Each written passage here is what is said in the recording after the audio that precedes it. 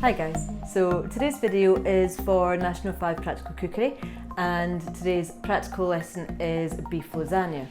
So a few lessons that we're going to be learning and focusing on today with the beef lasagna is this might be the first lesson that you've had working with meat. So for that we need to be really concerned about our hygiene and safety, predominantly cross-contamination. We're also going to be looking at weighing and measuring a bit more in depth, focusing more on what SQA examination is requiring from you when it comes to your weighing and measuring. We're going to be simmering, we're going to be boiling, we're going to be baking and working with our pasta as well. Okay, so let's get started. Okay, so let's run through our equipment that we're going to be using. First of all, you are going to be making a stew with your beef ragu, so we need a medium-sized pot for that. You need a smaller pot for your cheese or white sauce that you're going to be making. For preparing your vegetables, you've got your chopping board. Remember, you must classify your paper towels at the side as equipment as well, so that's for wiping your mushrooms and for collecting your scraps. Your pot stand for when you remove your pot, okay, to add things onto it. Chopping board, vegetable knife, we've got a peeler here as well, and your measuring spoons. I've already measured out of all my equipment, so I don't need these anymore, but make sure you have them when you're ready. Our balloon whisk, wooden spoon, serving dish must also be added onto your equipment list because you need that to serve your dish. Your scales, you will need a grater for your cheese and for your nutmeg as well, which is in the recipe. Okay, and a measuring jug. Right, okay, so ingredients wise, there's quite a few ingredients here and I've pre-weighed all of mine out already. First of all, I've got 100 grams of minced beef. I've measured in my 15 mils of tomato puree. I'm going to use 100 mils of beef stock, so I've picked up a stock cube there and I still need to add my water to that, but I'm going to add that straight into my 100 mils of chopped tomatoes, so I'll do that as I'm preparing my mixture. This is optional. I've added in Worcestershire sauce because I like a little bit of kick in my lasagna ragu sauce, so that's up to you if you like it or not. In my bowl here I've measured in 2.5 mils of each of the herbs, so that is the mixed herbs, oregano, bay leaf and basil, so they're all in the dish. I've also got my 4 sheets of dried lasagna. For making the white sauce, I've got my seasoning, I've got my salt, my pepper, my nutmeg, which I'm going to be grating, so that comes as a nut. I've got garlic granules and they're all measured out. They're going to go in with my meat when I stew that. And oil for frying, so you're just going to need a dash of the oil. To make the white sauce, I've got 250 mils of the milk in the jug, a 25 gram block of cheddar cheese, 25 grams of margarine or butter and 25 grams of the plain white flour. So we've already made macaroni cheese. It's the same principles here that go on with that. Vegetables, we've got carrots, 2 mushrooms and half an onion. All right, let's get started. All right guys, so the first thing that you're going to need to do once you've set your station up is to prepare your onion. I've already showed you in previous videos how to dice your onion, so I'll just go through that quite quickly today. The other thing that you're going to need to do is to peel and dice your carrot, and then we're going to wipe down and slice our mushrooms as well. Okay, so let's go through that. I've got a damp paper towel here, and just to remove any dirt or soil from the mushroom, give that a quick wipe.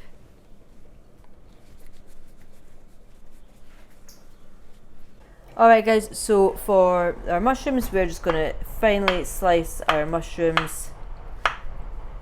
2 mushrooms are required as the recipe states, so we don't need to weigh or measure these any further.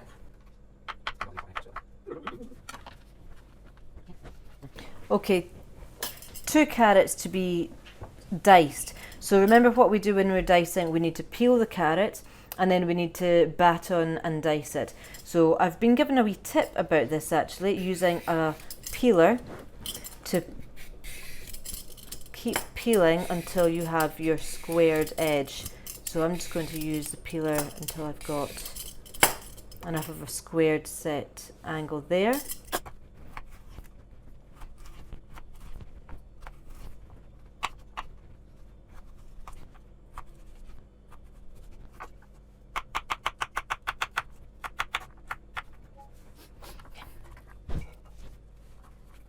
Okay, so I'm going to prepare my onion now, but in the recipe it specifies 50 grams prepared weight. So the important thing here is to weigh the onion that you have actually chopped and prepared. So I'm going to place my paper towel on top of the scales. You can see this has now added a weight to the scales. That's 3 grams for the paper, so I'm going to press 0 again. Then I'm going to go through the process of preparing my onion. Make sure that it says 0.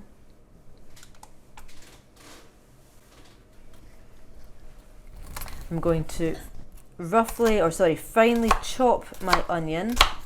So again, making sure the root is on, chopping down the grain of the onion and then across the way. And now I want to measure and make sure that I have the prepared diced weight 50 grams as stated in the recipe.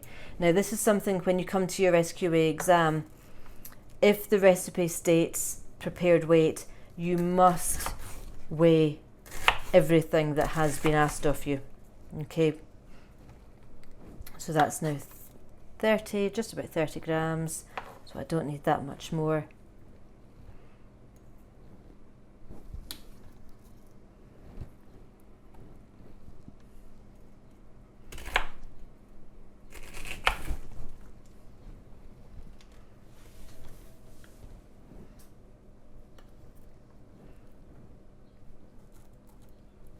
There we go. So I've now reached 50 grams of the prepared onion. So make sure you get in the habit, read the recipe. If the ingredient states the prepared weight, then you must weigh the prepared weight.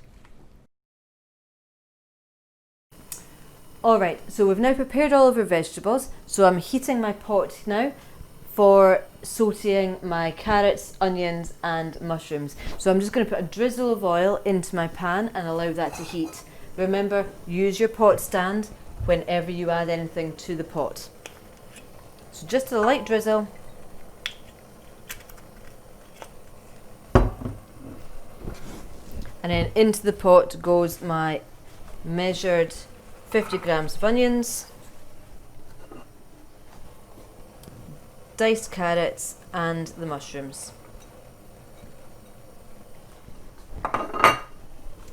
That's going to go back onto the heat there. I'm going to lower that, that's too high for me. I want that just to saute, so a very, very gentle sweat really for 2 or 3 minutes until they start to soften up a bit. After 2 or 3 minutes, I'll remove it from the pot and remove it from the heat, sorry, and I'm going to add in my meat. Okay, so as this is sauteing, this gives me an opportunity to talk to you a little bit about the meat. I talked before about the importance of cross-contamination or avoiding cross-contamination.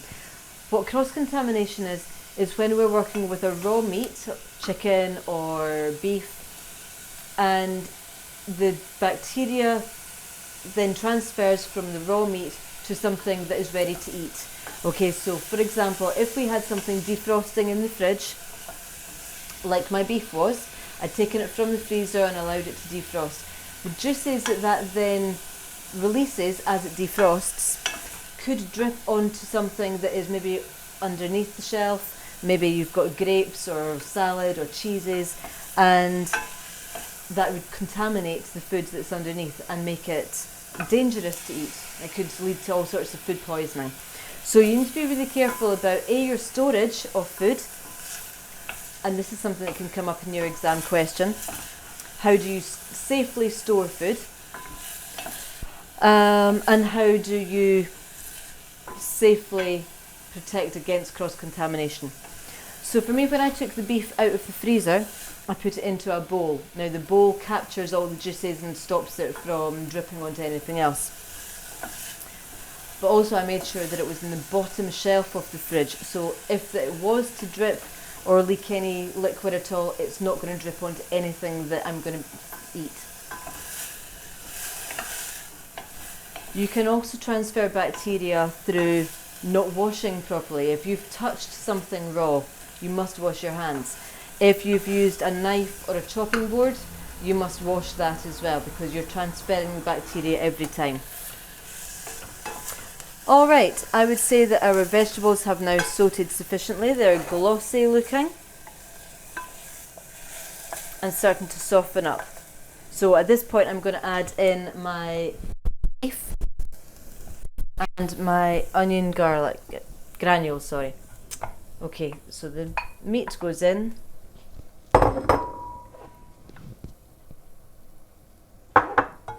And the garlic granules.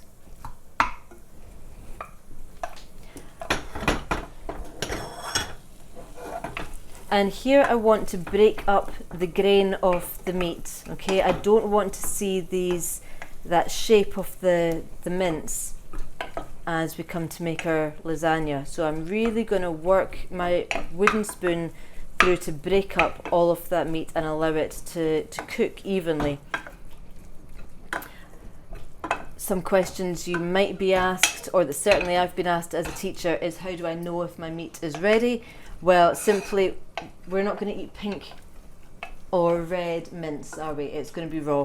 So we're looking for it to be consistently brown right the way through.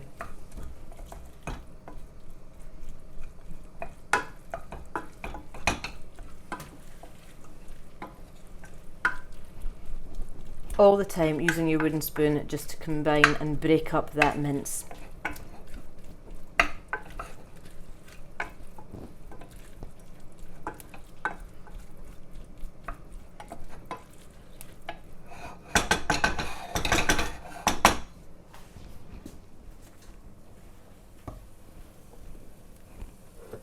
Now anything that's had the raw meat in it needs to be transferred to the sink and moved away from your work surface, okay? Again, we're preventing cross-contamination and making sure that we are safe and hygienic in the way that we are working. Okay, so our meat and onions and vegetables have all been sautéing and stewing in the pot there. So the next thing I'm going to do is prepare my liquids. In the jug, I've already measured 100 mils of the chopped tomatoes. So I'm now going to add in my stock cube and 100 mils of boiling water. So again, if we get down to eye level and measure in an extra 100 on top of what was there. Add in my stock cube. I can now assemble all of my liquids into the jug. So the stock cube goes in, as does my 15 mils of tomato puree. I'm just going to remove that from the heat now. I'm listening as I'm going because that's starting to overheat. And I definitely don't want it to burn dry to the pot. So there's a few things going on here, guys. You need to be able to do that because when it comes to your exam, you're going to have 3 dishes that you're keeping an eye on all the time. Okay, so I've got my tomato puree, my stock and my chopped tomatoes in there. And then I'm also going to add in all of my herbs, the bay leaves, the mixed herbs, the oregano and the basil. Can give that a quick wee mix around. I perhaps should have chosen a bigger jug, and also a quick wee splash of the Worcestershire sauce there as well, just for a little bit extra kick. Alright, that can now all be added in.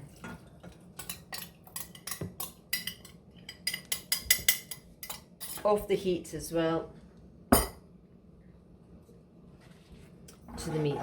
I'm going to pop that back on the heat now and let that come up to the boil. So I'm looking for bigger bubbles, and then I'm going to reduce that down to a simmer and let that stew for about 15 to 20 minutes. as that's simmering, I'm going to get on with my white sauce, okay, and then we can start to assemble our lasagna. What we've just made here is your ragu.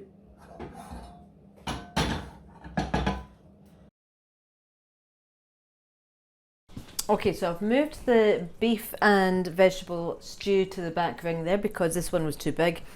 I don't want to have to keep an eye on it and I don't want it to burn, so I'm letting it simmer at the back. In the meantime, I'm going to get on with the smaller pot and I'm going to make our white sauce with that. So just like we did in the last few videos, in the last video I think I made, we're going to add in our butter, 25 grams of butter and 25 grams of flour, and make our roux, which is our thickening agent for our sauce.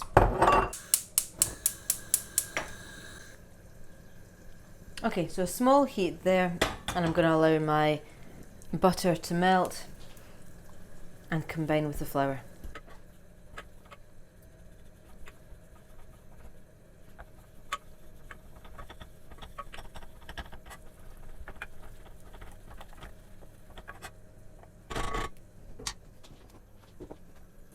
I'm going to let my roux cook for a minute or so, and I'm going to take this opportunity to season my ragu mixture.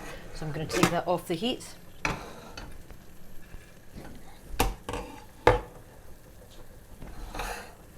And add a generous pinch of salt and pepper. Remember, when you come to serve your dish, you will need to taste and season this as well. Obviously, if you were to serve a full lasagna, you can't dig into your lasagna to taste it to make sure it's seasoned. So before you come to assemble your dish, that's when you're going to taste your ragu, and you're going to need to shout out to your teacher in your exam, "Miss, I'm tasting and seasoning." And then it's up to you to adjust it. It's not just a case of seasoning and hoping that that's going to be okay. You need to taste it again, clean spoon obviously, and if it needs adjusting, adjust it further. If not, then leave it and put the lid back on and let it continue cooking. Okay, so my roux is now, it's been cooking off for a minute. I'm now going to gradually add in the milk.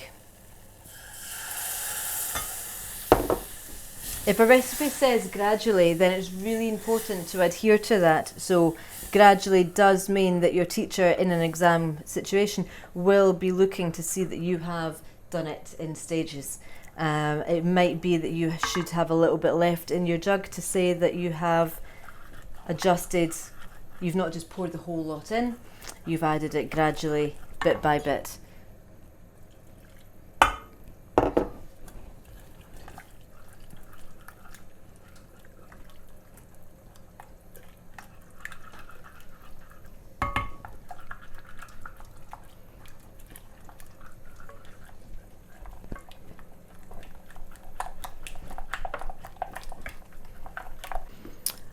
Okay, so as this is now starting to thicken, I'm now going to grate my nutmeg into the white sauce here, and it's nutmeg that really gives the flavour for the lasagna white sauce. So nutmeg comes as a bit of a, it's like a nut. Okay, so it looks like this. I'm going to use the small holes of the grater, okay, not the big ones, and I'm going to grate in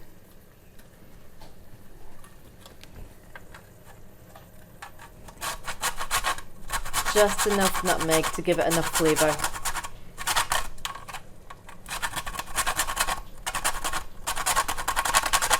And not overpower it. So just a pinch would be sufficient. Okay, so now that's done, I'm going to mix that through, and you can see that my white sauce there has thickened. That's ready. I don't want that to thicken anymore or to start to burn to the surface of the pot. So I'm going to move that to the back of the ring and wait for our ragu to finish simmering. Okay.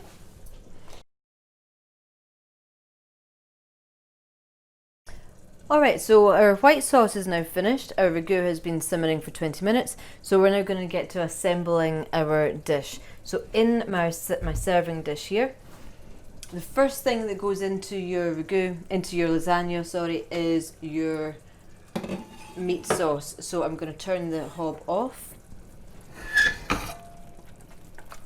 Make sure you don't add in any of the bay leaves as well. And I'm going to add in just one layer, so about half of your mixture into the pot, like that. Okay, and then I'm going to layer up my lasagna sheet. You might need to break a little bit off if it doesn't fit, that's fine. Okay, so your lasagna sheet goes in. Then again, half of your mixture of the white sauce. Make sure that covers the dried lasagna.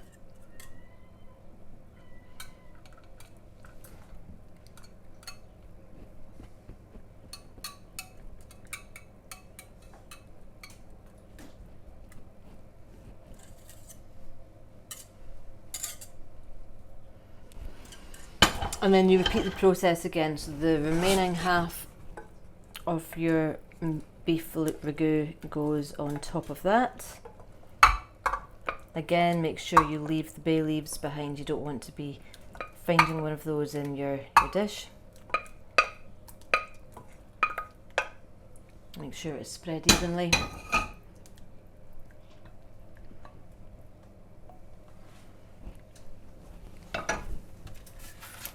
Another sheet of lasagna.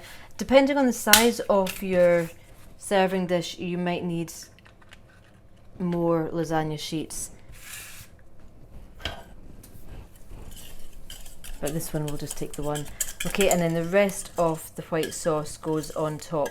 What I'm then going to do is use my grater and grate my 25 grams of cheese.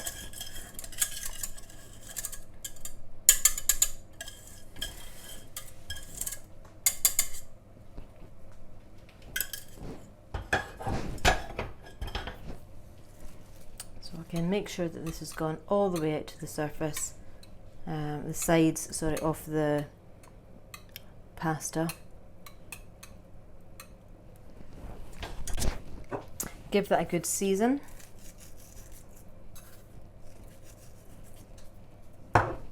So salt and pepper.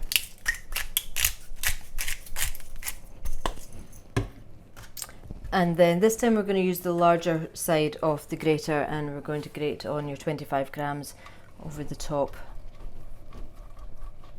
And that will melt and brown up nicely as that's in the oven. So I've set my oven at 200 degrees. Make sure that's evenly spread over the top. And then using oven gloves, we're going to put that into the oven 20 minutes just to brown up. Remember, your meat is thoroughly cooked through, but we're looking for the pasta now to brown and cook through also. Okay. Alright guys, so my timer's gone off there. My lasagna is now going to be ready. What I'm looking for is for it to be brown on top. Make sure you have your hot stand ready to put your hot dish onto.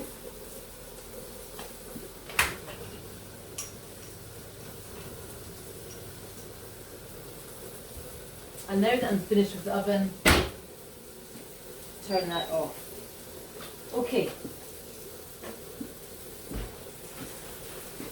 So you can see now that what we've got is a nice golden brown crispy surface. If you're serving this at your exam, then what you're going to need to do is to wipe down and clean the edge of your dish as well, if you've got any spillages over the top of it. Okay, just be very careful, that is going to be hot.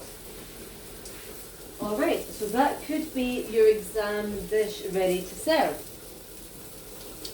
Today's lesson, what I want you to be really thinking about today is use of meat and safety and hygiene. So we were using our oven, pot handles were out to the side when we were using the hob, oven gloves when we were using the oven.